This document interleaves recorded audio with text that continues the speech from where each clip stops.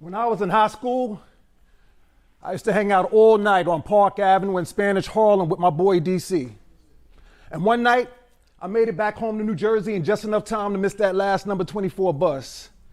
And I didn't know what to do, so I called up my mom's and she was like, "I'm sorry you felt like you had to wake me up.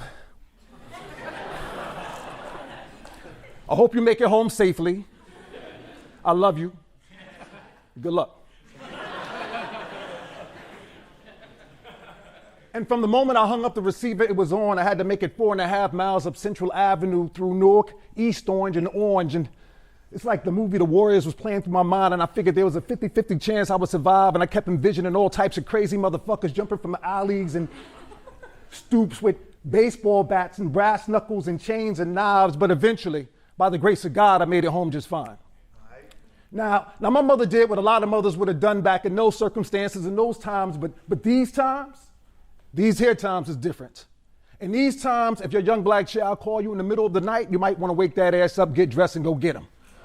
Otherwise, you may have just spoken to the next law enforcement harassment victim. In these times of Black Lives Matter, where the souls of black folks are scattered with the dreams and hopes of dusky mothers and grandmothers who themselves could become the next Eleanor Bumpers with them 2 shotgun blasts. And alas, if your gifted and talented honor roll student, great candidate for scholarships, finds herself in the crosshairs of the wrong cop, look, moms and pops, I'm not sure her exemplary demeanor or her stellar report card will be able to get her out of it.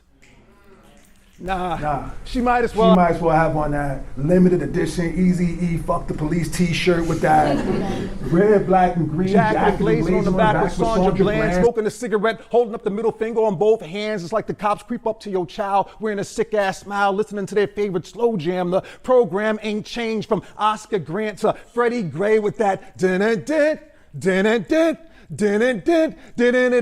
And still Freddie's dead, even though we've been cutting 12 inches that represent the 12 bullets that was put into little Bobby Hutton. Because ain't nothing new under the sun. It's just these days the phrase Black Lives Matter has become a rallying cry for cops. Some of whom believe they can't justify their self-worth unless they prove Black Lives Matter. Got Mike Brown, hands up, man down, cover up. Black Lives Matter. And immediately before and after death, some of us get to hang out at the bar with Sean Bell. We get to sip shots of Flint, Michigan water and smoke cartons of Eric Garner cigarettes. Ain't no true right of action for black men and black women whose very names have been reduced to action words. In other words, they will snatch you out of that Bentley, Benz, or Beamer, and your upwardly mobile ass will commence to getting de-aloed, kinged, or Lawima. They got euthanasia tasers, beat them silly billy clubs and kill a nigga trigger fingers. The thing is they on that Laquan McDonald's skag. They addicted to them black bodies and black body bags. Got them nodding off, got them tapping that arm and put them in the zone. They could die in their sleep. They on that Aiyana Mo'nay Stanley Jones. It's coming down. Cue the last poets. Jones coming down. Daybreak. Jones coming down. Got the shakes. Jones coming down. Nose running, joint dripping, mind slipping, body aches. They say it's impossible to convince a man that what he's doing is evil when his very livelihood depends on him doing it. They say if I bring up the need to address black on black murder within the context of Black Lives Matter, that would just take a perfectly myopic solution to our situation and ruin it. But perhaps they'd at least allow me to address the number of judges that get kickbacks from moving more and more black bodies into the privately run prison industrial complex with that order in the court. You were guilty when you got here. You were guilty when my family wanted to be treated to vacations. You were guilty. I hope you brought a toothbrush. You were guilty when my children's college education became too difficult to pay for.